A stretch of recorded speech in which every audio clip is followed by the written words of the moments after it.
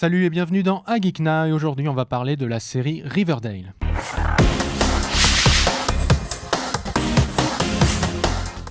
Riverdale, c'est la toute nouvelle série de la CW, mais aussi diffusée sur Netflix en France.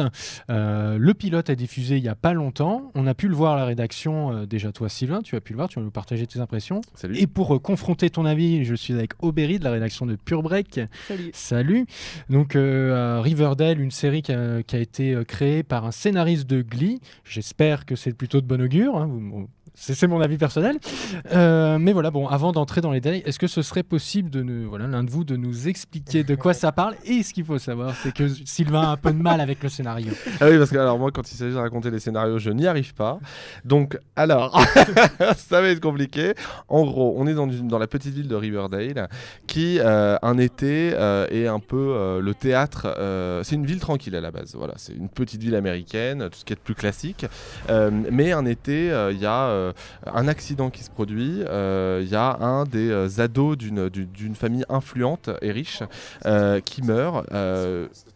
A priori, il est tombé à l'eau, c'est un peu dans les circonstances mystérieuses. Il n'y a que sa sœur qui aurait été témoin de cette perte, on va dire.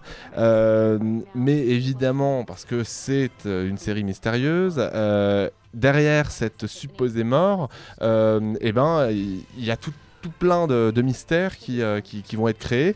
Et donc, en gros, la série prend réellement à la rentrée scolaire avec des ados, différents personnages. Donc, c'est une série qui se base sur l'univers Archie Comics, mais uniquement pour ses personnages, avec quand même un petit peu son ambiance, parce que l'histoire, elle, n'a rien à voir, pas vraiment à voir avec les comics. Donc tu parlais... C'était bien. Donc Riverdale, c'est le bon show. Tu parlais de mystère, voilà, une petite ville tranquille, ça me rappelle quelque chose, ça me rappelle pas mal, genre Twin Peaks ou des choses comme ça, ou One Tree Hill, avec des... One Tree Hill, quand même. Je pense que la ressemblance avec Twin Peaks est assez frappante dans le premier épisode. Tout de suite, tu identifies... assez facilement les clins d'œil, tout le début surtout. Et avec puis, le panneau de la ville. Voilà, le panneau et même la fin du premier épisode qu'on va peut-être pas dévoiler pour essayer de garder un peu de suspense, mais c'est clairement des clins d'œil à cette série. Ah oui, bah oui, on peut pas même dire si le on contraire. voit la fin du pilote dans le trailer de la série d'ailleurs. Ah oui, ça dit en mais passant. c'est dommage.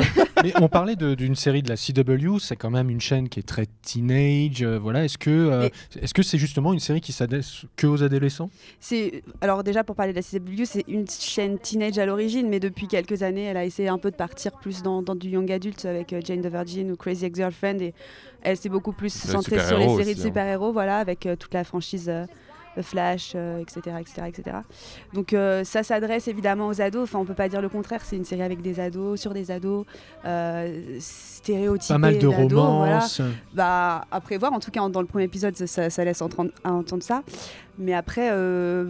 si ça s'adresse qu'aux ados, c'est dommage parce que j'ai regardé, mais j'ai bien aimé. On est des ados dans nos têtes, visiblement. Mais moi, ce que j'apprécie avec cette série, pour commencer à en parler un peu plus, c'est que justement, moi je dirais presque le teenage drama qu'on attendait depuis longtemps. Donc, tu as le mystère derrière la mort, disons.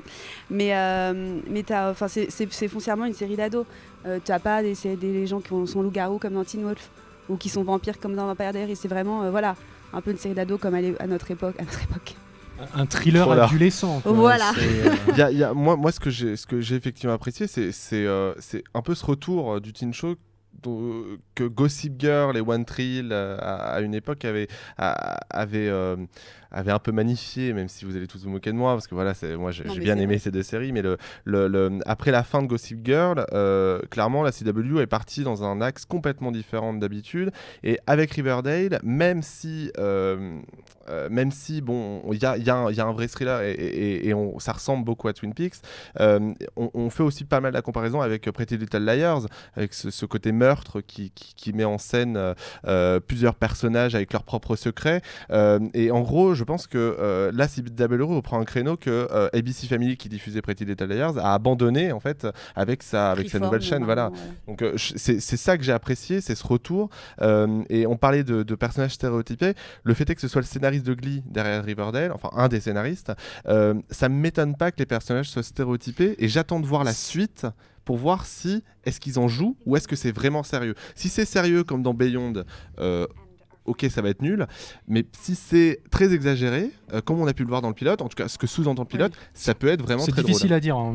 J'ai aussi vu le pilote et c'est vrai que quand on regarde tout le fameux triangle amoureux, le personnage gay qui couche éventuellement avec un footballeur qui ne se... Il y a quand même beaucoup de clichés qui s'accumulent pendant tout ce premier épisode et ça en devient, moi je trouve, un peu déstabilisant. C'est vrai que moi je suis pas forcément quelqu'un qui adore les shows comme Gossip Girl ou comme Glee ou des choses comme ça, et c'est vrai que ça m'a un peu freiné, alors que je trouvais l'intrigue liée à la disparition de ce personnage dont je me souviens plus du tout le prénom, Jason, m'a quand même titillé. C'est quand même, je me suis dit oui, il y a quelque chose à creuser. Mais peut-on vraiment faire une série d'ados sans faire de clichés? Ça oui, en tout cas sur les séries américaines. Mais comme disait, est-ce que tu penses que, comme disait Sylvain, est-ce que tu penses que c'est voulu le fait que ce soit si cliché? Je pense qu'en fait, en tout cas par rapport au premier épisode que tu disais par rapport à Beyond, que j'ai vu aussi et que j'ai trouvé non quoi, c'était pas possible. Donc du coup, je pense que déjà dès le premier épisode, il joue des clichés, mais en même temps, tu vois, tu as la peste qui est Véronica, qui est présentée tout de suite dès le début comme la petite peste, et au final déjà tu vois dans le premier épisode que c'est pas exactement ça. Je pense qu'en fait une chose qui est pas vraiment montrée dans le pilote et que tu vois dans la bande-annonce de la saison ou complète que j'ai regardée a posteriori, c'est que tous vont vraiment être liés d'une manière ou d'une autre, et ça c'est pas vraiment une chose qui était expliquée clairement dans le premier épisode. Tu comprends qu'Archie a quelque chose à voir là-dedans parce que tu comprends qu'il a vu quelque chose mais qu'il n'en a pas parlé, mais tu comprends pas forcément que tous sont reliés mais je pense que c'est quelque chose qui va être plus exploré. Et après, au niveau des clichés... Il y a combien d'épisodes de prévus 13 je pense 13. Ouais. Moi, perso, ce qui me laisse penser qu'il y a une exagération du côté des clichés, c'est les scènes où justement on voit Archer qui est montré torse nu, mais alors je pense qu'il y a au moins 4 scènes, mais alors en slow motion, rien que sur la première scène où il est en train de regarder un téléphone portable en ayant le t-shirt relevé pour qu'on voit sa tablette, c'est pour moi, mais bien sûr c'est pour les audiences, et et c'est pour moi ce qui fait un teen drama, c'est forcément il y a l'ado qui est ultra musclé et toutes les nanas à côté de lui qui sont folles de lui quoi. C'est ce que je te disais tout à l'heure, sur les clichés typiques, le beau gosse en plus qui est censé, on nous fait croire qu'avant il était pas beau gosse, bon, j'y crois pas trop. Ouais, j'ai un peu de mal quand même. La meilleure amie qui est amoureuse de lui, la petite peste qui va venir se mettre dans leur relation, la bitch de service qui est la sœur de la petite peste, non, la nouvelle qui a son père qui est dans des Non, mais la peste aussi, je parlais de Cheryl, la sœur de Jason, la rousse, qui pour le coup est cheerleader, enfin tout ce qu'il faut quoi. Mais en même temps, c'est ce qu'on aime aussi dans ce genre de série. Oui, ça se lit sur plusieurs plans cette série. Il y a quand même plusieurs intrigues qui se sont posées dès le premier épisode, qui j'ai trouvé étaient peut-être un peu courts pour vraiment... C'est vrai que 42 minutes, moi j'aurais aimé un pilote en 2 parties. En tout cas vraiment de bien d'1 heure et demie pour aller un peu plus loin sur les intrigues et pousser encore plus à voir la suite. Là, moi aussi, j'ai pas trouvé que c'était assez développé pour me dire tiens, il faut que je regarde. Ça reste quand même un premier pilote, c'est une première impression. En plus, c'est un format où les épisodes sortent chaque semaine. C'est pas comme une série Netflix d'habitude où il y a tous les épisodes qui sortent et on peut se le binge-watcher d'un coup. Le binge-watcher, c'est bien aussi. C'est ça, binge, il y en a pas mal dans la série. Il y en a un peu trop. Mais après, il n'y a pas que ça. Il y a quand même d'autres. Je vois tes petites notes. Tu as aussi aimé la musique. La musique, pour moi, c'est ce qui fait un teen drama, c'est la musique. Bon, là, il y en a un peu trop, effectivement. Il y a un peu trop de musique, mais c'est de la putain de bonne musique quoi. Enfin il y a de tout, il y a à la fois j'arrive même pas à me relire du Thomas Tirk mais aussi du M83, il y a aussi de l'Arctic Monkeys, enfin on a l'impression qu'ils veulent plaire à plusieurs générations de personnes et pas uniquement aux ados, donc ça vraiment pour moi Riverdale m'a marqué juste avec sa bande originale. J'ai eu l'impression clairement de revivre les bonnes heures de One Tree Hill grâce à la bande originale en fait. Je voulais dire aussi sur pas sur la BO mais ce que vous disiez juste avant, je reviens sur le fait que l'épisode vous ait donné ou pas envie de voir la suite. Moi franchement je suis tombée dedans tout de suite ça m'a happée, et aussi j'ai trouvé que le narrateur et surtout la phrase de fin en gros omniscient qui vous dit ce qui va se passer après, je trouvais ça assez intéressant. Ça donne vraiment envie tu dis mais mais pourquoi en fait qu'est-ce qui va se passer? Le narrateur, il est hyper perturbant parce que on ne sait pas trop qui c'est, on sait qui c'est, mais il est à peine effleuré dans le pilote, donc ça apporte encore plus de mystère. Oui, puis tu dis que donc c'est un personnage de la série, mais qui te parle au futur en fait, puis au futur tu te dis ce qui va se passer dans la suite. Donc moi je trouve que c'est un super point de vue à prendre, et c'est vraiment ça aussi qui m'a dit. Est-ce que ce sera conservé pour la suite? C'est une question, parce que on verra. Faut voir, donc dans l'ensemble, est-ce que vous conseillez cette série Riverdale?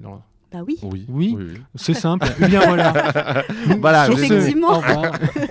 Non, oui, parce que voilà, pour ce que j'ai dit tout à l'heure, le renouveau du teen drama. Moi, j'adore les teen dramas. J'en ai regardé beaucoup. J'ai vu Gossip Girl. Bon. Voilà, j'ai vu les frères Scott. Je sais, ça tient beaucoup à cœur, donc je la cite. J'aime les teen dramas qui parlent d'ados, et vraiment d'ados, pas que d'ados qui ont des pouvoirs. Il y a Luke Perry de Beverly Hills, mais alors lui, il verse sa petite larme. Il verse sa petite larme dans le pilote, mais bon, il n'a pas une présence très charismatique, mais n'empêche qu'il est là. Ça rappelle un peu. C'est aussi pour ça que je disais que ça parle à tous les publics, parce que il y a ce personnage de Beverly Hills des années 90 qui nous rappelle que nous, on a vieilli. Mais il y avait du teen drama aussi à l'époque, et je pense que cette fibre nostalgique, moi, elle a bien fonctionné chez moi. Je rejoins évidemment Concert Aubery. Est-ce que vous avez trouvé justement que ça symbolisait le renouveau du teen drama, ou en tout cas est-ce que ça a éveillé sentiment éveiller le teen drama, parce que le renouveau, on peut pas vraiment parler de ça parce que ça réinvente rien. Faut pas non plus se voiler la face. Moi j'ai trouvé ça très bien, mais c'est pas une réinvention non plus du genre. Mais ça laisse espérer qu'il y ait peut-être d'autres séries du genre qui reviennent de qualité, s'il vous plaît. Parce que Beyond, non. Ce serait bien. Mais Beyond, tu vois, c'est avec un aspect science-fiction. Là, je sais pas s'il va y avoir de la science-fiction, je pense pas, j'espère pas. J'espère que ce sera juste un truc. Je pense normal. Que ça restera sur du thriller, avec du mystère et des relations un peu secrètes. Que ça fonctionne un peu mieux, parce que ça n'a pas trop bien marché le premier épisode sur la CW. En tout cas, n'hésitez pas à nous dire ce que vous avez pensé de ce premier épisode diffusé donc sur Netflix ou les CW, mais bon, ça m'étonnerait que vous l'ayez vu de là-bas. N'hésitez pas à laisser votre avis sous les commentaires sous cette vidéo. On est aussi sur les réseaux sociaux, IGN-FRA sur Twitter, IGN-France sur Facebook. On vous dit à plus tard pour d'autres avis de critiques, de séries et de films ou de tout et n'importe quoi. En tout cas, on sera là. Ciao. One Tree Hill Forever. Salut.